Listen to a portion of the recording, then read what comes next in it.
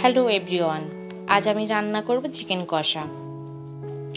প্রথমে আমি মাংসগুলো ধুয়ে খুবই ছোট ছোট করে পরিষ্কার করে নিয়েছি কেটে। এখানে আমি রসুন থেতো করা দিয়ে দিলাম, দিয়ে দিচ্ছি জিরা বাটা, তারপরে আমি দিয়ে দিলাম আদা বাটা পরিমাণ মতো। আপনারা আপনাদের পরিমাণ মতো দিয়ে দিবেন, মাংসের পরিমাণ বুঝে জিরা আটা বাটা সবটাই দিয়ে দিবেন।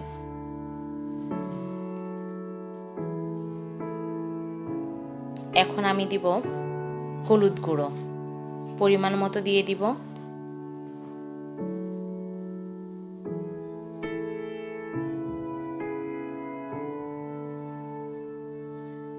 দিয়ে দিচ্ছি লাল লঙ্কার গুঁড়ো, যে যার ঝাল অনুযায়ী লাল লঙ্কার গুঁড়ো দিবেন।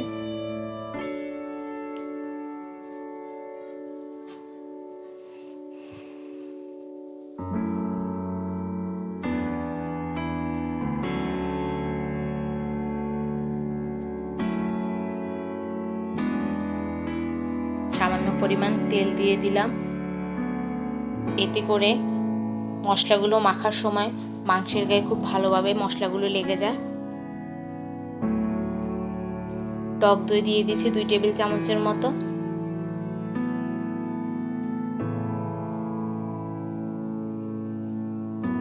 এখানে মাংসটা আমার কাছে একটু টক ঝাল এই টাইপের লাগলে ভালো লাগে। আপনারা যদি পছন্দ না করেন তাহলে টক দই না দিতে পারেন। আমি এখানে টক দই ব্যবহার করেছি। এখন খুবই ভালোভাবে এটাকে মেখে কিছুক্ষণের জন্য রেখে দেব, 10 থেকে 15 মিনিট। এখন আমি সামান্য পরিমাণ নুন দিয়ে নিলাম।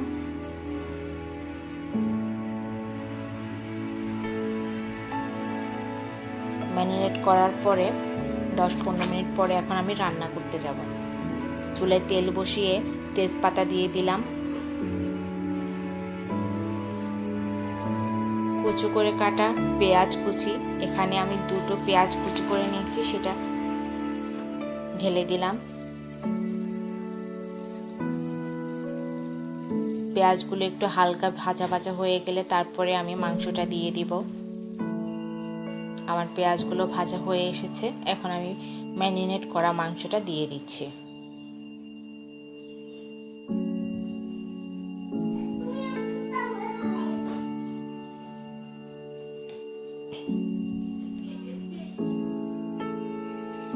মাংসটা দিয়ে দিচ্ছি।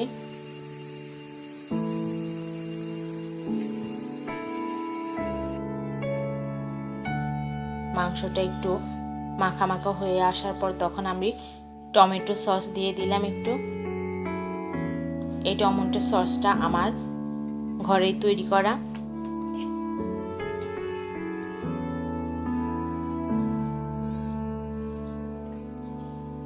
ভালোভাবে নেড়ে চেড়ে দিচ্ছি যাতে করে চুলায় হাঁড়ির তলায় না লেগে যায়।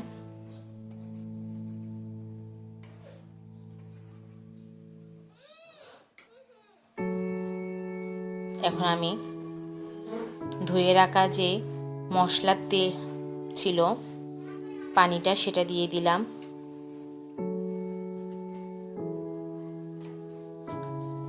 গরম মশলা গুঁড়ো দিয়ে দিচ্ছি ফুটে আসার পরে।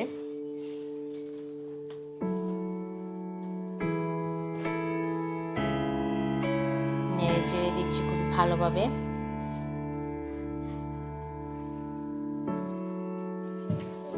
এভাবে ফুটে আসার পর আমি নামিয়ে ফেলবো।